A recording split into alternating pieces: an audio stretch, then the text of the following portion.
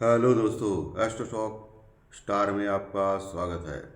नक्षत्र ज्योतिष, कृष्णमूल ज्योतिष, अष्टक वर्ग, न्यूमरोलॉजी, इन सभी शास्त्रों का यूज करके आने वाले दिन का प्रेडिक्शन मैं बोलने जा रहा हूँ। आने वाला दिन 1 दिसंबर 2025 यानी सोमवार का दिन। इस दिन एज पर फाइनेंशियल एस्ट्रोलॉजी क्या हो सकता है, ये जानने की कोशिश करेंगे। ओम श्री गणेशाय नमः। चैनल के डिस्क्रिप्शन बॉक्स में बिलो द टाइटल डिस्क्लेमर रखा है, उसके ऊपर आप पढ़िए। यानी एज पर डिस्क्लेमर, ये एजुकेशनल प्रोग्राम है। इसके तहत जो भी मैं बोल रहा हूँ ये मेरी पर्सनल राय है, मेरी खुद की राय है। आपके प्रॉफिट या लॉस, लाभ या हानि के लिए मैं और मेरा चैनल जिम्मेदार नहीं रहेंगे, रिस्पॉन्सिबल नहीं रहेंगे। ये प्लीज़ नोट करके रखिए। मेरा एस्ट्रोशॉक स्टार चैनल केवल और केवल सिर्फ और सिर्फ यूट्यूब पे ही अवेलेबल है, बाकी कहीं भी नहीं। ये भी नोट करके रखिए। और किसी भी इन्वेस्टमेंट या ट्रेडिंग के पहले शेयर मार्केट में आप किसी अच्छे फाइनेंशियल एडवाइजर से कंसल्ट कर सकते हो, एडवाइस ले सकते हो, ताकि आपको लॉस ना हो। चलिए दोस्तों, शुरू करिए। दोस्तों, अपेक्षा के अनुसार ही शुक्रवार के सत्र में निफ्टी माइनस में क्लोज हो गया और ऊपर से प्रॉफिट बुकिंग हो गई। निफ्टी ने हाई लगाया था 25,280-90 के आसपास का, और वहाँ से प्रॉफिट बुकिंग हो गई और माइनस में 10 पॉइंट माइनस में क्लोज हो गया निफ्टी। निफ्टी क्लोज हो गया 26,202 के पास, और 26,280 के पास प्रॉफिट बुकिंग हो गई। सॉरी, 25,000 मैंने बोला, 26,280-90 के पास प्रॉफिट बुकिंग हो गई। और वहाँ से लगभग 80 पॉइंट नीचे बंद हो गया निफ्टी, दिन के हाईएस्ट लेवल के से 80 पॉइंट नीचे, और माइनस में 10 पॉइंट माइनस में क्लोज हो गया। हालांकि फ्लैट टू नेगेटिव क्लोज हो गया। 26,205, 26,205 के लगभग आसपास क्लोज हो गया। वही बैंक निफ्टी ने ऑल टाइम हाई लगाया। बैंक निफ्टी ने 59,900 का लगभग ऑल टाइम हाई लगाया, 59,900 के आसपास का। लेकिन वो भी टिक नहीं पाया वहाँ, और वो भी नीचे आ गया, और 59,750, 59,750 के पास बैंक निफ्टी क्लोज हो गया। लेकिन bank Nifty flat to positive close हो गया, मात्र 15 पॉइंट यानी 15 पॉइंट प्लस में क्लोज हो गया। तो ये हाल था हमारे इंडियन स्टॉक मार्केट का। क्योंकि हमारे जो आरबीआई गवर्नर है, उन्होंने बोला है कि दिसंबर माह का जो ये है, उनकी जो बैठक है रेट ऑफ इंटरेस्ट दरों के, ब्याज दरों के बारे में फैसले की, उस समय ब्याज दरें घट सकते हैं।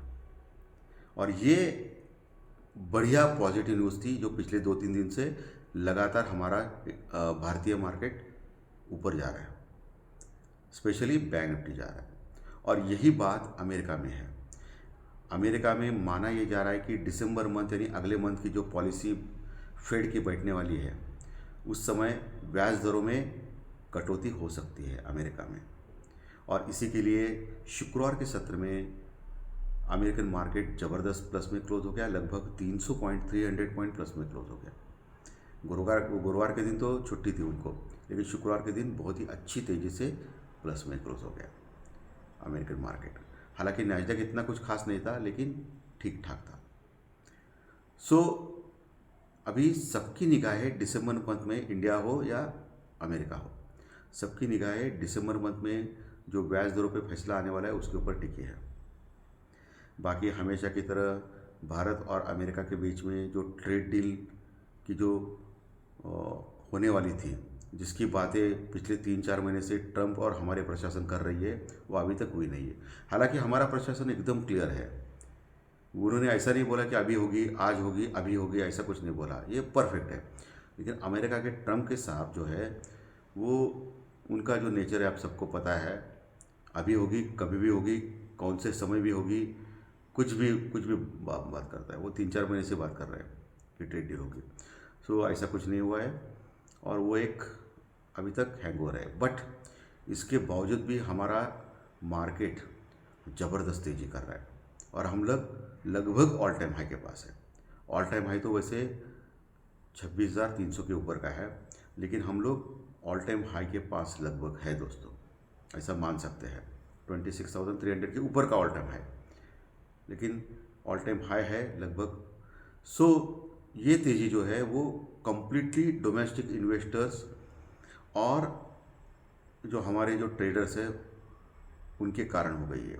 और अभी तो फॉरेन इन्वेस्टर्स अभी अपने शॉर्ट्स कवर कर रहे हैं, शॉर्ट कवरिंग रैली भी हो रही है, क्योंकि जो एफआई की जो लॉन्ग पोजीशन थी कुछ दिनों पहले, आपको मालूम है कि 11-12% थी लॉन्ग पोजीशन इंडेक्स फ्यूचर में, वो अभी 19% हो चुकी है। कितना? 19% हो चुकी है, यानी बढ़ गई है। यानी अपने उन्होंने शॉर्ट्स कवर किए हैं बहुत सारे। इसके बावजूद भी अभी भी 81% यानी 81% शॉर्ट पोजीशन इंडेक्स फ्यूचर में बनी हुई है फॉरेन इन्वेस्टर्स यानी एफआई की। सोचिए, सिर्फ 19% लॉन्ग पोजीशन से हमारा मार्केट ऑल टाइम हाई के पास गया है। अगर ये बचे हुए शॉर्ट कवरिंग अगर हो गई बची हुई, तो मार्केट कहाँ जा सकता है, ये ध्यान में रखिए, बहुत ही ऊपर जा सकता है। इसका मतलब एफआई ने बाइंग की है, प्लस अपनी जो सेलिंग है वो भी कम की है, इसके लिए मार्केट ऊपर गया है।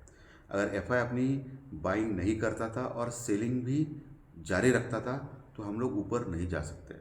ये कटु सत्य है, ये तो मानना ही पड़ेगा। सिर्फ डीआई या डोमेस्टिक लोगों के कारण हम लोग ऊपर नहीं जा रहे। एफआई की लॉन्ग पोजीशन बढ़ गई है, 19% तक आ गई है और अपनी शॉर्ट्स कवर कर रहा है। ये बहुत ही अच्छी बात है, अपनी सेलिंग के ऊपर वो ने कंट्रोल किया है। लेकिन शुक्रवार के सत्र में फिर से सेलिंग की है एफआई ने, लेकिन कैश में की है सेलिंग। कैश में उन्होंने 3,800 करोड़ यानी 3,800 करोड़ का माल बेचा है, सेल किया है। 3,800 यानी 3,800 करोड़ का माल। और उसी समय हमारे जो डोमेस्टिक इन्वेस्टर्स यानी म्यूचुअल फंड वाले डीआई है, उन्होंने 4,100 करोड़ का लगभग माल कैश में बाई किया। 4,100 करोड़ के आसपास का माल कैश में बाई किया। यानी एफआई ने जितनी सेलिंग की थी उससे भी ज़्यादा बाइंग हो गई है डीआई की ओर से, इसलिए मार्केट ज़्यादा गिरा नहीं। ये इम्पोर्टेंट है दोस्तों, ये आपको समझ लेना चाहिए। इंडिया विक्स डर का इंडेक्स लगातार नीचे जा रहा है, अभी 11.60 के पास पहुंचा है, 1-2% नीचे गिरा था शुक्रवार के सत्र में। इसके ऊपर भी आपकी नज़र होनी चाहिए।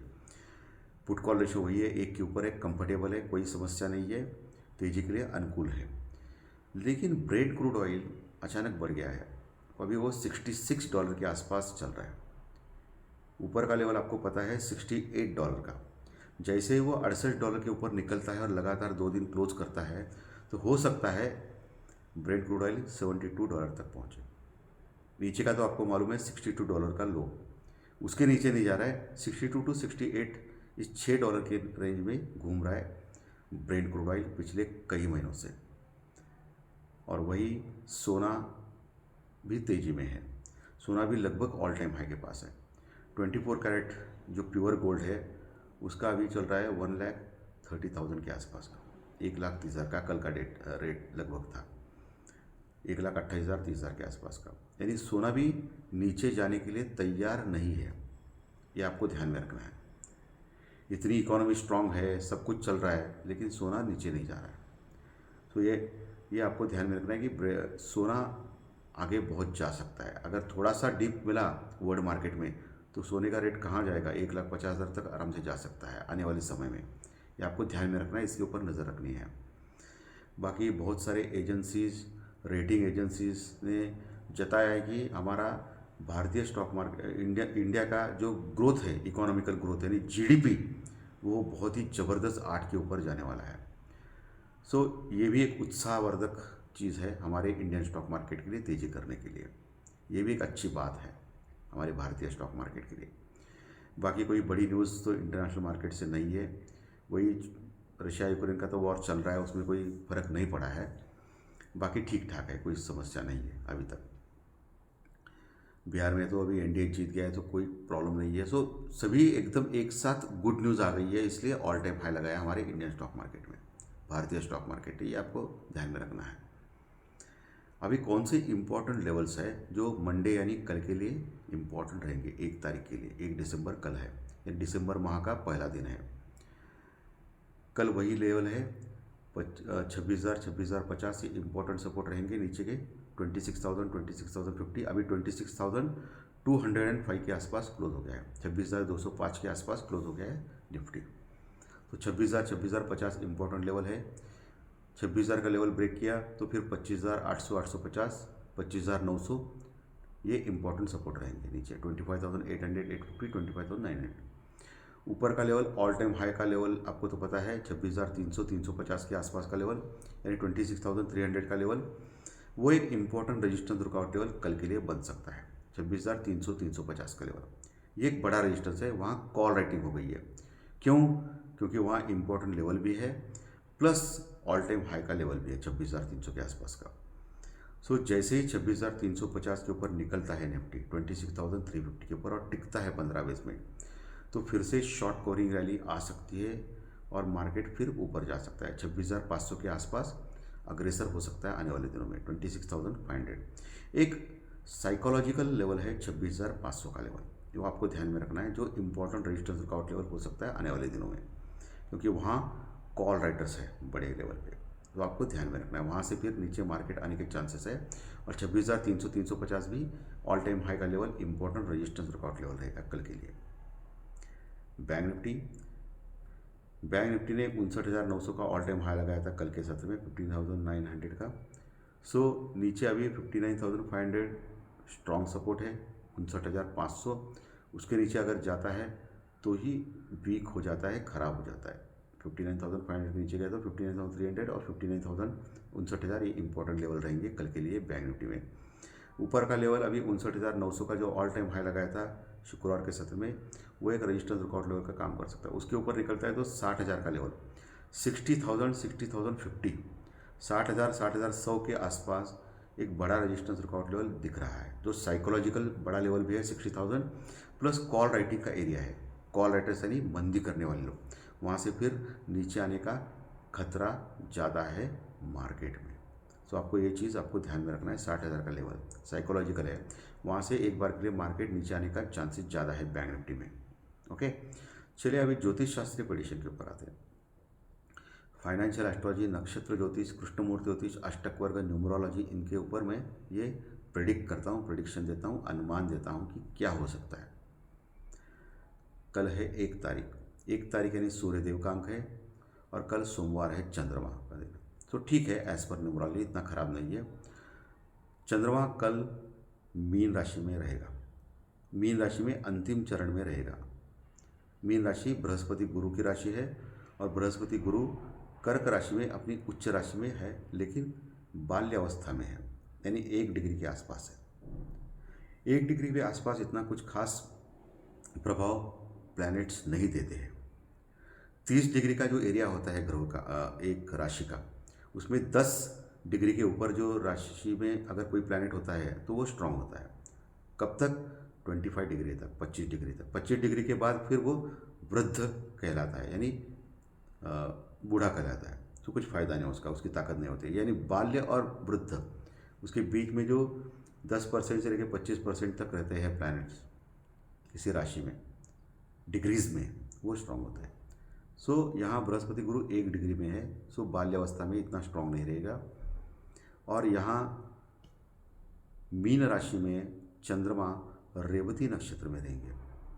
चंद्रमा की राशि मीन राशि है, और मीन राशि का स्वामी बृहस्पति गुरु उच्च राशि में कर्क राशि में बैठा है, लेकिन बाल्यावस्था में 1 डिग्री में है, इतना प्रभावशाली नहीं रहेगा।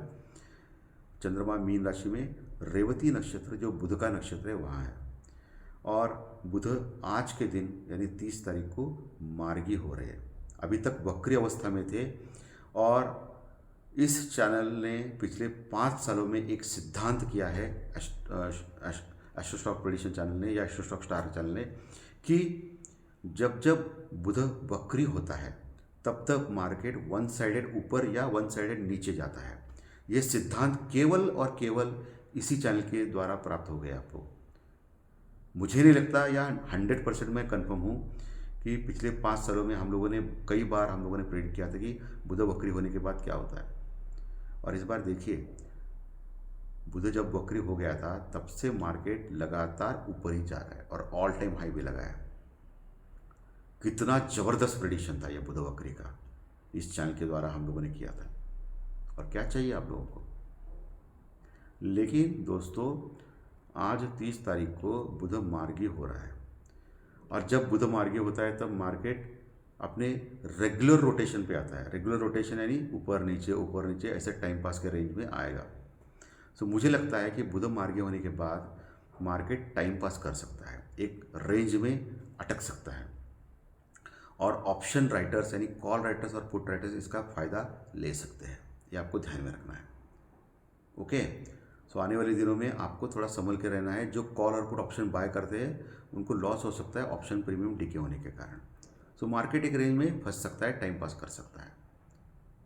ओके, ये आपको ध्यान में रखना है क्योंकि बुध आज मार्गी हो रहा है। सो वन साइडेड जो तेजी थी उसके ऊपर ब्रेक लगेगा, इसमें कोई दो राय नहीं, ऐसा मुझे लग रहा है। ये मेरा अनुमान है, मैं गलत भी हो सकता हूँ। सो नक्षत्र ज्योतिष कृष्णमूर्ति ज्योतिष अष्टक वर्ग के अनुसार उपनक्षत्र स्वामी एज पर केपी चार्ट उसके योग नक्षत्र लॉर्ड के साथ चंद्रमा और अन्य ग्रहों के साथ नवमोश कुंडली में देखने के बाद अष्टक वर्ग के पॉइंट कैलकुलेट करने के बाद मुझे लग रहा है कि सोमवार 1 दिसंबर के दिन मार्केट ज़्यादातर निगेटिव या मंदा रह सकता है। ये बहुत ही बोल्ड स्टेटमेंट है, मैं मालूम है मुझे, लेकिन जो दिखता है वही मैं बोलना पड़ेगा मुझे।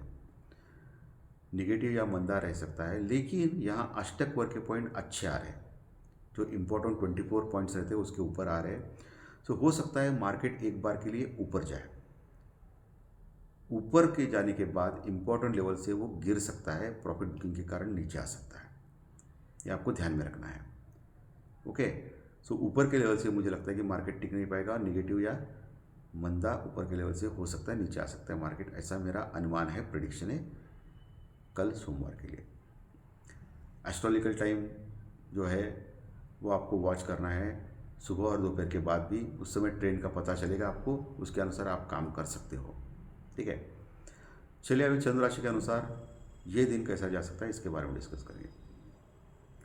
दोस्तों, मेष राशि को अच्छा जा सकता है, वृषभ मिथुन को खराब जा सकता है, कर्क सिंह को अच्छा जा सकता है, कन्या तुला को खराब जा सकता है, वृश्चिक धनु का अच्छा जा सकता है, मकर को खराब जा सकता है, कुंभ को भी खराब जा सकता है, और मीन राशि को अच्छा जा सकता है ये दिन। ये मैक्सिमम 80% सही माना है, क्योंकि आपकी खुद की जन्म कुंडली इंपॉर्टेंट होती है। चलिए अभी अंक शास्त्र यानी न्यूमरोलॉजी यानी संख्या शास्त्र यानी आपकी डेट ऑफ बर्थ, आपकी जन्म तारीख, उसके अनुसार आपका ये दिन कैसा जा सकता है इसके बारे में डिस्कस करिए। दोस्तों, जिनकी डेट ऑफ बर्थ 1 तारीख, 10 तारीख, 19 तारीख या 28 तारीख है उनको अच्छा जा सकता है। 2, 11, 20, 29 डेट वालों को भी अच्छा जा सकता है। 3, 12, 21, 30 डेट वालों को भी अच्छा जा सकता है। 4, 13, 22, 31 डेट वालों को अच्छा जा सकता है। 5, 14, 23 डेट वालों को भी अच्छा जा सकता है। 6, 15, 24 डेट वालों को खराब जा सकता है। 7, 16, 25 डेट वालों को भी खराब जा सकता है। 8, 17, 26 डेट वालों को खराब जा सकता है। 9, 18, 27 डेट वालों को अच्छा जा सकता है। अच्छे रिजल्ट्स के लिए चंद्र राशि के रिजल्ट्स और डेट ऑफ बर्थ के रिजल्ट एक साथ लेके आइए। दोनों अच्छा है तो अच्छा, दोनों खराब है तो खराब, एक अच्छा है खराब है तो मिक्स जा सकता है।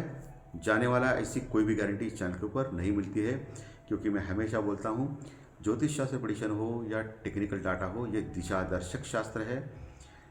तो दिशा मिल सकती है आपको ट्रेडिंग के लिए, लेकिन ये हमेशा 100% सही नहीं हो सकती है, ये ध्यान में रखना है। और अनुशासन प्रिय ट्रेडिंग आप कर सकते हो, प्रॉपर स्टॉप लॉस और प्रॉपर हेजिंग से जा सकते हो, कम से कम लॉट में काम कर सकते हो, अपने फाइनेंशियल एडवाइजर से सलाह ले सकते हो ताकि आपको लॉस ना हो। तो धन्यवाद दोस्तों, आज का विषय अच्छा लगा तो लाइक दबाइए, कमेंट बॉक्स में कमेंट लिखिए, और जो नए दर्शक पहली बार चैनल देख रहे हैं वो सब्सक्राइब का बटन जरूर दबाएं ताकि आपको आने वाले सभी वीडियोज़ इसी चैनल के ऊपर सिर्फ और सिर्फ यूट्यूब के ऊपर ज़रूर देखने मिलेंगे। धन्यवाद, फिर मिलेंगे। Thank you very much.